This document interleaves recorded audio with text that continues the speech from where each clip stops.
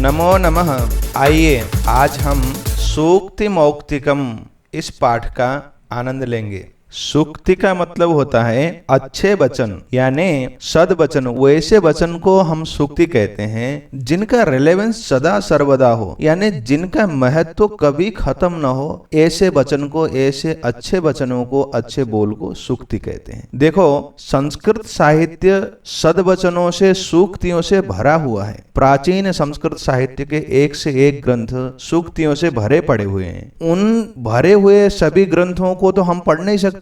उनमें से भी कुछ खास श्लोकों को, खास वचनों को हम जब इकट्ठा करते हैं, मुक्ति की माला की तरह हो जाते हैं। यानी वो ऐसे ग्रंथ से निकाले गए हैं जहां पर सूक्तियां भरे पड़े हुए हैं। उनमें से भी सार खास चीज को निकालने के कारण हम जब इकट्ठा किए हुए कुछ श्लोकों को पढ़ते हैं तो उसका नाम सूक्ति मौक्तिकम कहा गया। अर्थात सूक्तियों में भी सूक्तियों का सार। चलो इस पाठ का वाचन करते हैं। सर्वप्रथम वाचन, तत्पश्चात व्याख्या। वृत्तम यत्नेन संरक्षेत वित्तमेति च याति च अक्षीणो वित्ततः क्षीणो वृत्ततस्तु हतो हतः श्रूयतां धर्म सर्वस्वं श्रुत्वा चैवावधार्यताम् आत्मनः प्रतिकूलानि परेषां न समाचरेत् प्रियवाक्यप्रदानेन सर्वे तुष्यन्ति जन्तवः तस्मात् तदेव वक्तव्यं वचने का दरिद्रता। अब छंद थोड़ा सा परिवर्तित है। पिबन्ति नद्यः स्वयमेव नाम्भः स्वयं न खादन्ति फलानि वृक्षाः नादन्ति सस्यं खलु वारिवाहाः परोपकाराय सतां विभूतयः। अब फिर से अनुष्टुप छंद का है श्लोक। गुणेष्वेव हि कर्तव्यः प्रयत्नः पुरुषैः सदा गुणयुक्तो दरिद्रोऽपि नेश्वरैरगुणैः समः आरम्भगुर्वीक्षयणी क्रमेण लघ्वी पुरा वृद्धिमती च पश्चात् दिनस्य पूर्वार्ध परार्थ भिन्ना छायेव मैत्री खलसज्जनानां यत्रापि कुत्रापि गता भवेयुर्हंसा महीमण्डलमण्डनाय हानिस्तु तेषां हि सरोवराणां येषां मरालैः सह विप्रयोगः गुणा गुणज्ञेषु गुणा भवन्ति ते निर्गुणं प्राप्य भवन्ति दोषाः आस्वाद्यतोयाः प्रवहन्ति नद्यः समुद्रमासाद्य भवन्त्यपेयाः। आप इस प्रकार से इन सभी श्लोकों का वाचन करेंगे तो आप लोगों को भी कंठस्थ हो जाएंगे ये, और आपके पूरे जीवन में सार संचय के रूप में, कोष के रूप में वृद्धि हो जाएंगे। चलिए अब हम अन्वय के साथ व्याख्या करने का प्रयास करेंगे प्रत्येक श्लोक का। सर्वप्रथम वृत्तम यत्नेन इत्यादि को लेते हैं। वृत्तम यत्नेन संरक्षेत वित्तमेति च याति च अक्षीणो वित्ततः क्षीणो वृत्ततस्तु हतो हतः। देखो यहाँ पर दो शब्द हैं, वृत्तम और वित्तम। वृत्ति कहते हैं ऐसे आचरण को या चरित्र को जो हमारे जीवन को प्रभावित करता है। हमारा जीवन का एक मुखौटा होता है, जिस वृत्ति के कारण, जिस चरित्र के कारण हम पहचाने जाते हैं, वो है वृत्ति। एक वित्त, वित्त का मतलब होता है धन। धन बहुत बड़ा होता है लेकिन सब कुछ नहीं होता है। वृत्त अर्थात चरित्र धन से बढ़कर है, यानी धन से बढ़कर वृत्त होता है। चरित्र धन सबसे बड़ा धन होता है। इसी बात को इस श्लोक में बताया गया है। देखो अन्वय को देखो, वृत्तम यत्नेन संरक्षेत वित्तम एति च याति च वित्ततः क्षीणः अक्षीणः भवति वृत्ततः क्षीण तु हतः हतः। यानी देखो वृत्ति जो है, हमारा जो चरित्र है, उस चरित्र को हमें यत्नेन यत्न पूर्वक संरक्षण करना चाहिए। यानी हमें अपने चरित्र को निरंतर जतन पूर्वक उसको और ऊंचा और सच्चरित्र वाला और प्रकाशित और धवल और शुभ्र बनाने का प्रयत्न करना चाहिए। किंतु वित्तम एति च याति च, जो धन है ना, धन तो आता भी है, एति आता है, याति जाता है। धन तो आता जाता रहेगा, चरित्र ऐसा नहीं है। आज हमने कुछ अच्छा चरित्र कमाया, वो चरित्र अब चला जाएगा और फिर हम दोबारा दूसरे चरित्र को कमा लेंगे, वो भी आएगा जाएगा, ऐसा नहीं है। चरित्र हमारा मुखौटा होता है, हमारा रिप्रेजेंटेटर होता है, वो हमारे पूरे जीवन को बताने वाला एक भाग होता है, जिसको देखकर जिसको आपका चेहरा मोहरा याद आ जाए, वो सब आपका वृत्त है, यानी आपकी चरित्र है। आपका चरित्र ऐसा होना चाहिए, शुभ्र होना चाहिए, धवल होना चाहिए। वित्ततः क्षीणः, धन से जो क्षीण होता है, जो धन से गरीब होता है, क्षीणः न भवति अक्षीणः, अक्षीण का मतलब क्षीण नहीं होता है। धन के नाश होने से, धन से गरीब होने से व्यक्ति गरीब नहीं होता है, इसका अभिप्राय। किंतु वृत्ततः हतः, यानी जो अपने चरित्र से नष्ट हो गया, वृत्त से जो गरीब हो गया, यानी अपने चरित्र से गरीब हो गया, चरित्र नाश हो गया जिसका, वो तो हतः, यानी वो तो समझ लो नष्ट हो गया, समझ लो मर गया, जीते जी मर गया कहते हैं ना, वैसी स्थिति हो जाएगी। जिसके जीवन में, जिसके पूरे जीवन चरित्र में एक भी कलंक, एक भी धब्बा ऐसा दुष्चरित्र का लग जाए, तो उस दुष्चरित्र के कलंक को, धब्बे को वो जीवन में हटा नहीं सकता है, इसलिए उसका नाम जुड़ जाता है। एक बार की हुई चोरी, एक बार की हुई गलती, एक बार किया हुआ धोखा, वो जीवन भर लगा रहता है। इसलिए अपने चरित्र को अच्छा बनाने का जीवन भर प्रयास करते रहना चाहिए। ये श्लोक मनुस्मृति में रखा गया था, वहां से लेकर आप लोगों को पढ़ने के लिए कोर्स में रखा गया है। ये मनुस्मृति का वचन है।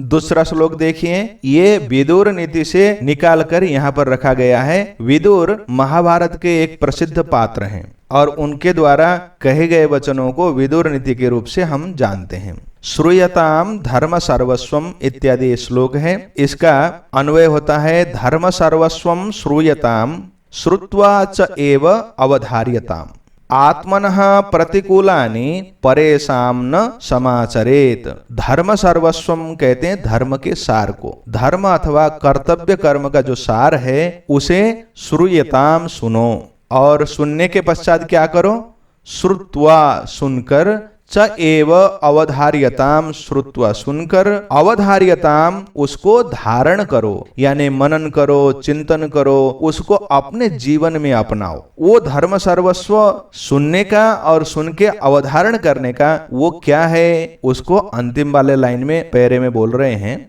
आत्मनः प्रतिकूलानि, आत्मनः अपने लिए, अपने को जो प्रतिकूलानि अर्थात प्रतिकूल लगता हो, बुरा लगता हो, जो हमारे लिए अच्छा न लगता हो, परेशान न समाचरेत, दूसरे के लिए भी व्यवहार न करें। जो हमें अच्छा लगता है वो जरूर उसको भी अच्छा लगेगा, ये सामान्य सा नियम है। इसलिए अपने लिए जो बुरा लगता है वो बुरा दूसरे के लिए न करें। ये इस श्लोक का सार है। अब तीसरा श्लोक है, प्रिय वाक्य प्रदानेन। इसका हम अन्वय देखते हैं। सर्वे जंतवः प्रिय वाक्य प्रदानेन तुष्यन्ति तस्मात् तत् एव वक्तव्यम वचने का दरिद्रता, अथवा वचने दरिद्रता का। देखो, सर्वे सभी जंतवः प्राणियां, सभी प्रकार के प्राणी प्रिय वाक्य प्रदानेन तुष्यन्ति। प्रिय वाक्य मीठे वचन बोलने से, मीठी वाणी बोलने से सभी प्रकार के प्राणी, जीवित प्राणी सब के सब क्या करते हैं, तुष्यन्ति खुश हो जाते हैं। तस्मात् इसलिए, तत् एव वक्तव्यम इसलिए वही बोलना चाहिए, अर्थात मीठी वाणी ही बोलनी चाहिए। वचने का दरिद्रता अथवा वचने दरिद्रता का। वचने अरे वचन में दरिद्रता गरीबी क्यों, अर्थात बोलने में कंजूसी, बोलने में दरिद्रता नहीं होनी चाहिए। मीठे वचन सदा सर्वदा हमें बोलना चाहिए। जब मीठी वाणी से सब कुछ होता है तो बहुत अच्छा है कि हमें सदा सर्वदा मीठी ही वाणी बोलना चाहिए। ऐसा ही एक दुआ है ना, ऐसी वाणी बोलिए मन का आपा खोए, औरन को शीतल करे आप ही शीतल होए। ये उसी प्रकार के सार वचन को कहने वाला चाणक्य नीति का ये श्लोक है। हम अगला श्लोक पढ़ते हैं। पिबन्ति नद्यः स्वयमेव नाम्भः इत्यादि। इसका अन्वय देखिए। नद्यः स्वयं एव अम्बः न पिबन्ति, वृक्षाः स्वयं फलानि न खादन्ति, वारिवाहाः खलु सस्यं न अदन्ति, सतां विभूतयः परोपकाराय एव भवन्ति। देखो, नद्यः कहते हैं नदियां, नदियां स्वयं एव अम्बः न पिबन्ति। देखो, नदियां स्वयं अपने आप अम्बः जल को न पिबन्ति नहीं पीती हैं, यानी नदियां अपने जल को स्वयं पीती नहीं है। वैसे ही वृक्षाः स्वयं फलानि न खादन्ति, मीठे मीठे फलों के पेड़ हैं, आम संतरे सेब केले, ये पेड़ स्वयं उन फलों को नहीं खाते हैं। न खादन्ति खाते नहीं हैं। वारिवाहाः कहते हैं बादल को, वारिवाहाः बादल हैं, बादल खलु सस्यम न अदन्ति। देखो, बादल है ना, बादल जल को बरसाते हैं, जल को बरसाने के कारण, बादल के आने के कारण इस भूमि में क्या होता है, अन्न उपजता है। अन्न हुआ तो बादल, क्योंकि हमने बनाया है ऐसा समझ के, ऐसा सोच के बादल अन्न को खा लेते हैं, नहीं खाते। यानी नादन्ति सस्यम खलु वारिवाहाः, अन्न को बादल नहीं खाते हैं। विभूति कहते हैं संपत्ति को, जो सज्जनों की संपत्ति है वो भी परोपकाराय, परोपकार के लिए होती है। यानी सज्जनों के द्वारा अर्जित संपत्ति, सज्जनों के द्वारा किया गया प्रत्येक कार्य दूसरे के भले के लिए होता है। इसलिए हमें कैसा बनना चाहिए, इन नदी, इन पेड़ पौधों और बादल की तरह हमारा जीवन, हमारा चरित्र भी होना चाहिए। यानी हम परोपकारी बने, दूसरों के लिए उपयोगी बन सकें। इस श्लोक का सार अंश यही है। ये श्लोक सुभाषित रत्न भंडागारम नाम से एक ग्रंथ है, उस ग्रंथ से लिया गया है। अब हम 5वां श्लोक पढ़ेंगे। गुणेष्वेव हि कर्तव्यः प्रयत्नः पुरुषैः सदा। इस प्रकार से श्लोक है, इसका अन्वय बनता है पुरुषैः सदा गुणेषु एव हि प्रयत्नः कर्तव्यः। गुणयुक्तः दरिद्रः अपि अगुणैः ईश्वरैः समः न भवति। यानी देखो, पुरुषैः पुरुष के द्वारा सदा सर्वदा गुणेषु एव हि प्रयत्न कर्तव्यः, गुणेषु गुणों में ही क्या करना चाहिए, प्रयत्न करना चाहिए। यानी अच्छे गुणों को विकास करने के लिए हमें सदा सर्वदा प्रयास करना चाहिए। उसके बाद कहते हैं गुणयुक्त, गुण से युक्त।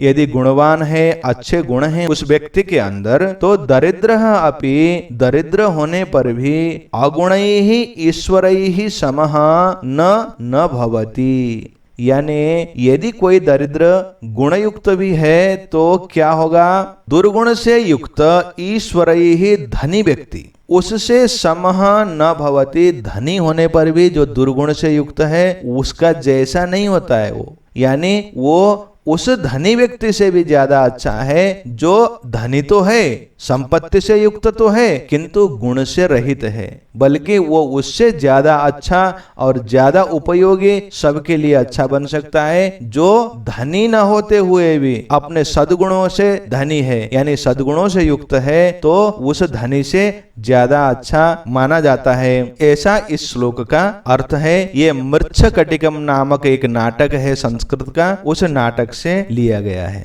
अब हम अगला श्लोक पढ़ेंगे, वो है आरंभ गुर्वी इत्यादि। इसका अन्वय देखते हैं। आरंभ गुर्वी भवति, क्रमेण क्षयणी भवति, पुरा लघ्वी भवति, पश्चाच्च वृद्धिमती भवति, दिनस्य पूर्वार्ध परार्ध छाया इव खल सज्जनानां मैत्री भिन्ना भवति। इस श्लोक में कवि ने छाया को उदाहरण बनाकर, छाया को दृष्टांत बनाकर बहुत अच्छे से दुष्ट और सज्जन की मित्रता को प्रकट किया है। देखो, दिन के आरंभ में जो छाया होती है ना, किसी भी वस्तु की छाया सूर्य के किरणों से पड़ने वाली वो बहुत लंबी होती है, यानी सुबह सुबह छाया बहुत लंबी होती है और उसके बाद धीरे धीरे वो घटती हुई कैसी होती है, दोपहर के बिल्कुल सिर के ऊपर सूरज के आने पर वो छाया 0 में पहुंच जाती है। फिर उसके बाद भी फिर बढ़ने लग जाती है। पश्चिम की ओर जब धीरे धीरे सूरज ढलते हुए जाते हैं तो उससे छाया और लंबी होती चली जाती है और छाया उसके बाद घटती नहीं है, बढ़ती ही चली जाती है। बढ़ते बढ़ते बढ़ते शाम हो जाता है, अंधेरा हो जाता है और उस शाम के अंधेरे के साथ वो छाया उस अंधेरे के आगोश में मिल जाती है। इसलिए छाया, पहले वाली छाया क्या करती है, घटती है, किंतु दोपहर के बाद की छाया पहले शुरू में छोटी, बाद में धीरे धीरे बढ़ती बढ़ती पूरे अंधेरे में छा जाती है। छाया घटती नहीं है, वो पूरे अंधेरे से मिल जाती है, आगोश में ले लेता अंधेरा। ऐसे छाया में कवि को क्या दिखता है कि प्रारंभ की छाया एक दुष्ट की मैत्री के समान है, यानी प्रारंभ में बहुत बड़ी बहुत अच्छी मित्रता करता है कोई दुष्ट और अपना काम पूरा हो गया, अपना लाभ मिल गया उसको, तो उसके बाद वो क्या करता है, धीरे धीरे उस मित्रता को खत्म कर देता है, 0 में आ जाता है, उसके बाद मित्रता समाप्त। किंतु सज्जनों के साथ मित्रता एक साथ अचानक आगोश में आने वाला बहुत बड़ा संबंध नहीं होता है। वो कैसा होता है, धीरे धीरे प्रगाढ़ संबंध होते होते जीवन भर चलने वाला, अंत तक अपने मृत्यु पर्यंत तक रहने वाला संबंध होता है अच्छे लोगों के साथ। किंतु बुरे लोगों के साथ का संबंध दिन के शुरुआत की छाया की तरह अचानक बढ़ती है। संबंध अचानक तो बढ़ता तो है किंतु काम के पूरा हो जाने पर खत्म भी हो जाता है। इस बात को इस श्लोक में बताया गया है। देखो, आरंभ गुर्वी भवति, आरंभ गुर्वी भवति, शुरुआत में बहुत बड़ी होती है छाया, क्रमेण क्षयणी भवति, धीरे धीरे क्या होती है, क्षयणी यानी समाप्त होने वाली होती है। ऐसी छाया दिनस्य पूर्वार्ध वाली होती है, यानी दिन के पूर्व में आने वाली छाया। और उसके बाद पुरा लघ्वी भवति, यानी शुरुआत में बहुत छोटी होती है छाया। पश्चात वृद्धिमती भवति, धीरे धीरे उसके बाद क्या करने वाली, बढ़ने वाली होती है।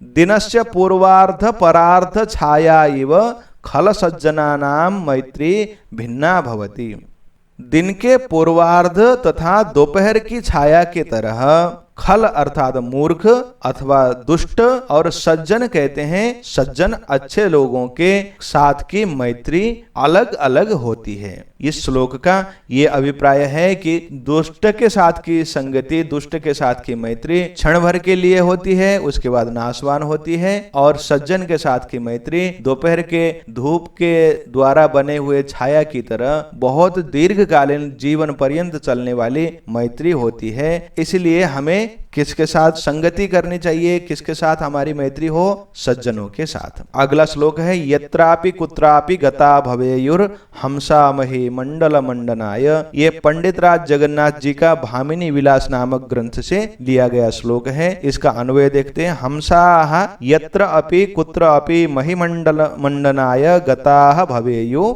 हानि हेतु तेषां सरोवराणां हि भवति येषां सरोवराणां मरालैः सह विप्रयोगः भवति। हंसाः, जो हंस हैं, वो यत्र अपि कुत्र अपि, जहां कहीं भी, यत्र जहां, कुत्र कहीं, जहां कहीं भी, मही मंडल मंडनाय, पृथ्वी मंडल के मंडन के लिए यानी शोभा बढ़ाने के लिए पृथ्वी के, गताः गए हुए, भवेयु हों, यानी हंस कहीं भी जाएं तो इस पृथ्वी मंडल में जहां कहीं भी जाएं उस जगह का क्या करते हैं, शोभा बढ़ाते हैं। उस मही मंडल को, उस भूमि मंडल को सुशोभित करते हैं। जहां हंस होंगे वहां पर बहुत अच्छा दर्शनीय बन जाएगा। किंतु हानि ही तो तेषां सरोवराणाम ही भवति, हानि तो तेषां उन सरोवराणाम, उन सरोवर की ही होती है। ऐसाम सरोवराणाम, जिन सरोवरों का, मरालय ही कहते हैं हंस को, मरालों से, हंसों से, सह विप्रयोग, हंसों से वियोग हो जाता है। यानी हंस तो जहां जाए वहां की शोभा बढ़ाते हैं, लेकिन हानि किसकी होती है, हानि उसकी होती है जिस जगह से ये चले जाते हैं, जिस सरोवर से, जिस तालाब से ये निकल के जाते हैं, उस तालाब की शोभा समाप्त हो जाती है। इसलिए हंसों के रहने से जो शोभा शोभा बढ़ती थी वो शोभा अब नहीं रहती है। यहाँ पर कवि का कहने का अभिप्राय ऐसा है, देखो जो विद्वान व्यक्ति होता है, जो सज्जन होता है, वो किसी गांव में, किसी नगर में, किसी शहर में रहता हो, उस स्थान का औचित्य, उसका महत्व बढ़ जाता है। किंतु उस व्यक्ति के वहां से हट जाने से उस व्यक्ति का महत्व कम नहीं होता है। वो तो जहां जाएगा, क्योंकि उसके अच्छे गुण हैं, वो अच्छा वक्ता है, मीठा बोलने वाला है, उस व्यक्ति के कहीं भी जाए वो वहां जाके एडजस्ट हो जाएगा, उनके साथ वहां पर भी वो उसकी प्रसिद्धि होगी, उसको वहां भी सम्मान मिलेगा। किंतु उस स्थान का सम्मान, उसका महत्व खत्म हो जाएगा। विशेष करके ये श्लोक आज के प्रसंग में कहा जाए तो उन विद्वानों के लिए जो अच्छे अच्छे विद्वान बनते हैं किंतु हमारे देश में कर्म नहीं कर पाते हैं, विदेशों में चले जाते हैं। देखो वहां जाने के बाद भी वो बहुत बड़े बड़े काम कर रहे हैं और बहुत नाम सम्मान कमा रहे हैं। वो नाम और सम्मान उनके जीवन के साथ तो जुड़ा हुआ है, भारत के हैं, कहते तो हैं, किंतु क्या होता है, हमारे लिए तो हानि ही है ना, देश के लिए तो हानि ही होती है। इसलिए अच्छे विद्वानों का सम्मान करना देश का और राज्य का उत्तरदायित्व होता है, ऐसा भी अभिप्राय इस श्लोक का बनता है। अब हम अंतिम श्लोक को पढ़ते हैं। गुणा गुणज्ञेषु इत्यादि श्लोक है। श्लोक पाठ मैं बीच में नहीं कर रहा हूं क्योंकि मैंने आरंभ में कर लिया है, आप वहां से जरूर सुन ले। इसका अन्वय है, गुणा गुणज्ञेषु गुणाः भवन्ति ते गुणाः निर्गुणं प्राप्य दोषाः भवन्ति आस्वाद्य तोयाः नद्यः प्रवहन्ति ताः एव नद्यः समुद्रम आसाद्य अपेयाः भवन्ति। ये इसका अन्वय है। गुणज्ञेषु गुणाः गुणाः भवन्ति, इसका मतलब है गुणज्ञेषु गुण को जानने वाले व्यक्ति के साथ गुण गुण हो जाते हैं, और ते गुणाः वे ही गुण निर्गुणम प्राप्य, जो गुण को न जानने वाला निर्गुणी व्यक्ति होगा उसको प्राप्त होने पर क्या होते हैं, दोषाः भवन्ति, वही दोष बन जाते हैं। जैसे देखो उदाहरण के लिए यहाँ पर बताया गया है, आस्वाद्य तोयाः, नदी कैसे होते हैं, आस्वाद्य तोयाः, सुस्वादु जल से भरे हुए नदियां प्रवहन्ति, बहती हैं, मीठे जल से युक्त नदियां बहती हैं, किंतु ताः एव नद्यः, वे ही नदियां समुद्रम आसाद्य, समुद्र को प्राप्त करके यानी समुद्र में पहुंचकर अपेयाः, पीने योग्य जो न बचे वो है अपेय, अर्थात खारे बन जाती हैं। देखो गुण नदियों में था, क्या था, मीठा होना, मीठे जल से युक्त होना नदियों का गुण था, किंतु वे ही गुण अब समुद्र में पहुंचने से उनका समाप्त हो गया, क्योंकि वो निर्गुण समुद्र को प्राप्त हुए। यहाँ पर निर्गुण समुद्र है, गुणवती नदियां हैं। गुणवती नदियां जब निर्गुण समुद्र को प्राप्त हुई तो वो भी खारी हो गई। ऐसे ही हमारे जीवन में भी हम गुणी हैं, यदि हम अच्छे हैं, किंतु अच्छे होते हुए भी बुरे लोगों का संबंध, बुरे लोगों के साथ संगत करते हैं तो हमारा संगत हमारे जीवन में रंगत लाने लग जाती है, और वो रंगत ऐसी हो जाती है धीरे धीरे धीरे धीरे बुरे व्यसनों की ओर ले जाएगी। हमारे अंदर के सद्गुण भी समाप्त हो जाएंगे, हमारे सद्गुण नहीं रहेंगे। इसलिए अच्छे लोगों के साथ संगत करना हमारे जीवन में बहुत महत्व रखता है। ये श्लोक हमें ये बताता है, हमारे अंदर गुण है, अच्छी बात है, हम अच्छे हैं, ठीक है, किंतु हमें अच्छे का संगत करना चाहिए। ये श्लोक का सार है, ऐसा मैं समझता हूं। चलो आज इन पाठों की व्याख्या के साथ साथ हम पाठ को यहीं पर विराम देना चाहते हैं। नमो नमः, धन्यवादः, पुनर्मिलामः।